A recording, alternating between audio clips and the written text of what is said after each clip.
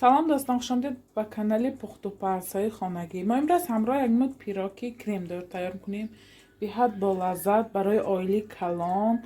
ما بسیارتر میخواهیم که برای خیلی صبحانه برای آیلی خودگان چی ملایمک تیار کنیم از نموده خیلی پیراک بولیچکا این خیلی نموده. ما امروز خواستم یک مود پیراکی بیحد آسانه که با لذت تفصیلی هم برای شما. برای محصولاتش به ما چی لازم؟ 3 دانه تخم، 250 میلی لیتر شیر جاش به کفیر استفاده بریده میشد، 400 گرم آرد، 100 میلی لیتر روغن رستنی، 150 گرم شکر، یک پاچکا رزرخلی تیل یعنی 10 گرم، 3 قاشق کلان کاکائو لازم است. جای کاکائو میتونید 3 قاشق آرد اضافه کنید یعنی سفید تیار کنید. امروز من شکلارنی تیار میکنم. همه محصولات برای تیار کردن خمیرش لازم است. برای کریمش به ما چی لازم؟ 600 میلی لیتر شیر، 150 گرم شکر، اگر شیرینی دوست دارید میخواهید بسیارتر همراه کنید، 4 قاشق کرخمل کوکوروزنی و 4 قاشق آرد لازم است. ما با تخم در کار نیه برای کریمش. و من 50-60 گرم مساله، من همین مساله 82% استفاده میبرم. بسیار خواهی میشد که من نمودی مساله نشانتیم، من همین گونه من مساله استفاده میبرم 82%. همین محصولات برای تیار کردن کریمش لازم است. ما در اول کریم تیار میکنیم. من شکر میگیریم و کاسترول با شکر، کرخمل کوکوروزنی کنید با بهتر. من آرد همراه کردم. همشه شروع آمیخته میکنیم. در اول بسیار سوال شد که کریم ما کلوله میزند. ما همیشه شروع آمیخته میکنیم و بعد آمیخته کردن اول کمتر شیر همراه میکنیم. کمتر شیر همراه کرده یه بار دیگه شروع آمیخته میکنیم که کلوله نزند. یخل محصولات سلیق حاصل میکنیم. محصولات سلیق حاصل شود ما بعد ماندگی شیرامای اضافه میکنیم. نگاه کنید من سلیق شد.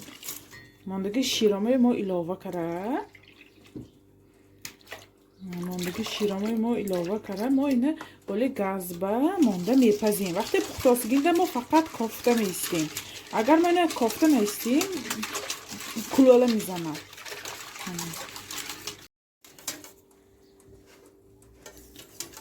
ما کریم کافته میستیم. در اول این خیلی کاف میکنه و شروع کافته میستیم. در 10 دقیقه لکه کریم تیار میشه، سخت میشه. لکه کریمی ما تیار شد. نگاه کنید جوش بروورد. کریم ما هم تیار شد. نگاه کنید چقدر سلیقش رو آمد. ما اینه که یگان کاسبه میگیریم. ما میگیریم. نگاه کنید تکش هم شروع پختگی یگان قطع گرفتگی هم تکی کاسترولا ما.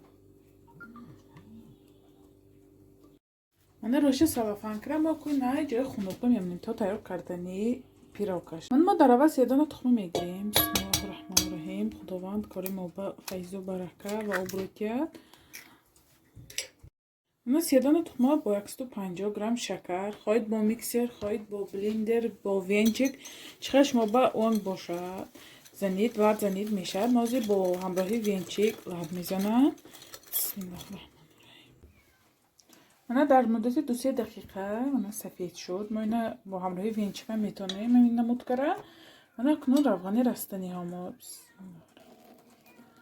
روغنی رستنی و شیره همراه کرده شروع آمیخته میکنه.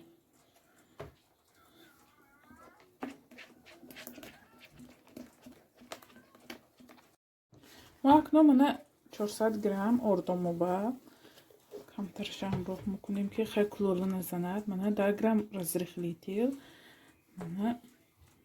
3 قاشق کلان کاکائو همراه کرده همیشه ایلچه میگذرانیم.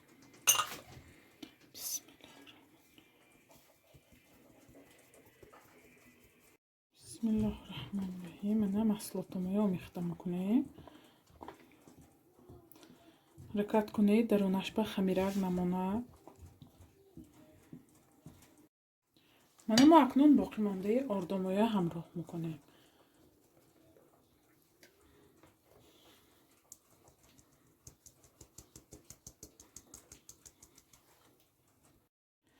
خمیری با هم تیار شد. نگاه کنید نه غفص نه سویو.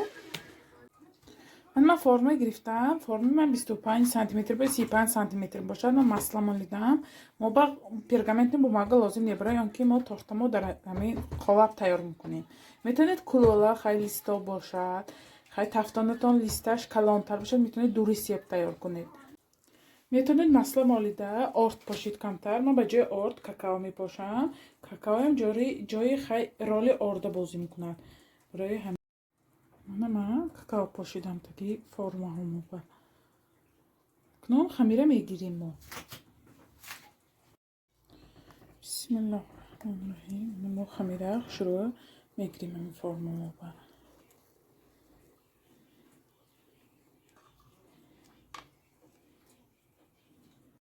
من شروع فرما بگرفتم. با مدت 35-40 دقیقه 170 درجه ما بین تفتانده ما پخته میگیریم. من چگونه ببینید پیراکی ما هم تیار شد. من ما چوبچکی میبینیم که درونش چه خام آمده است یا پختگی. من نگاه کنید تماما چسبیدگیش نی. اگر همین خمیر گرفته برای چوبچه ما لکه میتونیم که درونش خام من به حد شروع پخته است. ما همه جاشای چوبچه میزنیم برای اینکه سیراب میکنیم. نگاه کنید چه خروستی روش جوش ما اینطور چوبچه میزنیم که برای آنکه خیلی سیراب شیر خواهید شیر بالاش بریزید، سیراب خواهید سیراب یعنی سرگوشانه ملکا با آبی جوش همراه کنید ریزیده میشد. می سوراخچه‌اش خودش بگریخته درونش خیلی شروع ملایم میشه. من بیسکویتی ما خنک شد. من شیر گرفتم 100 میلی لیتر. شروع شیر میریزیم همه جاش شیر شود ملایم میشه. خواهید آب و شکر کدی سیراب تیار کنید. جاش خیلی شیر شد داشت بگیرد به حد ملایمکی نغز میپیم. من کریم هم خنک شد. نگاه کنید چقدر سخت اومد. من کریم هم با شروع میکسیر میکنیم. من 100 گرم اصله همراه کنم. اصلا ما ببینید ملایمکی در حرارت خانه باشد. شروع همیشه باره دیگر لب میزنیم. من کریم هم تیار شد. نگاه کنید چقدر سیلیقی شروع اومد. بیاد بالا زد تماما دل نمیگیرد رنگشم ببینید چقدر شروع تماما من کلولا زدگیشم نه مسلاشم شروع من لرد زدیم بیاد شروع اومد. من کاندیترسکی میشاب و میگیریم کریممو.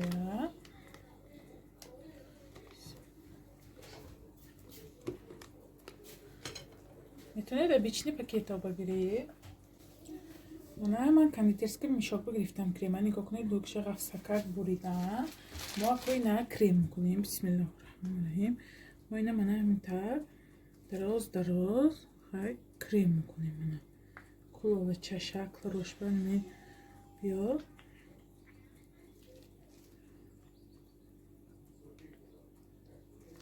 اینطور ما شروع کریم میکنیم. بیاد بالا زد میبیاد باوری دارم. من تا آخیره ما همتین کریم کرده میریم.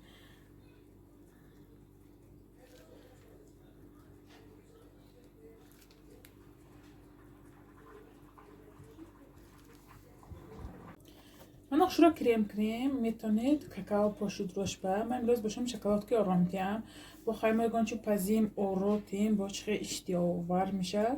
برای من امروز من شکلات که آرام دیم. من کاندیترسکی میشاب شکلات گرفتم.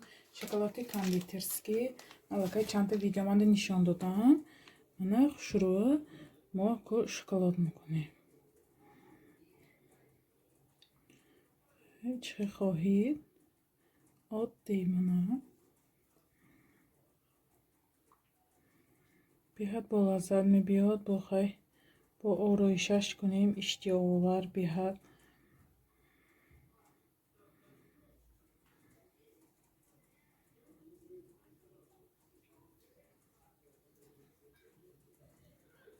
اینطور خیلی شکلات خطید اورو دادم.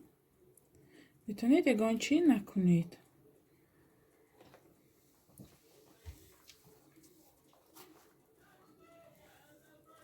من نگاه کنید نمودش چقدر اشتیاور عجایبات. ما اینا 3-4 ساعت نگاه داریم خیلی شکلاتاش شخ شود کریماش یختی خودش بگیرد. بعد درونش ریز کردیم ببینیم چه خیلی تیار شده است.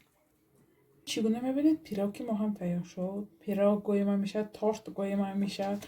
ما این نقش رو ریزه میکنیم. اکو نگاه کنید شکلاتش هم شروعش چخ شد. بسم الله الرحمن الرحیم. هر ملایم ریزه کنی هاش جایی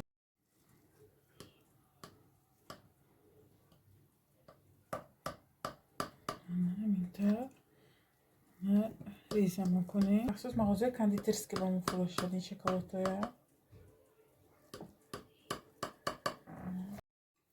ملوش رو میگیریم یک تشه. نگاه کنید چه قبطاش آمدگی جایی بود. مانه درونشم بینیم درونش چقدر آمده است. نگاه کنید نمادش چقدر آمدگی جایی بود. مانه درونش ریزه کریم بینیم. بسم الله الرحمن الرحیم. نگاه کنید چقدر ملایمه. مانه درونش چقدر پخته است. کاشش جایی بود با لذت. جاور شما هم حتما برای نزدیکان خود تیار کنید. کانال ما دستگیری کنید، پادپیساتی کنید یا رو دوستای دعوت کنید. انشالله باز با دستگیری شما ویدیوهای بهتر و بهتر میشه دوستان. خیر تا ویدیوهای آینده در پناه خدا باشه.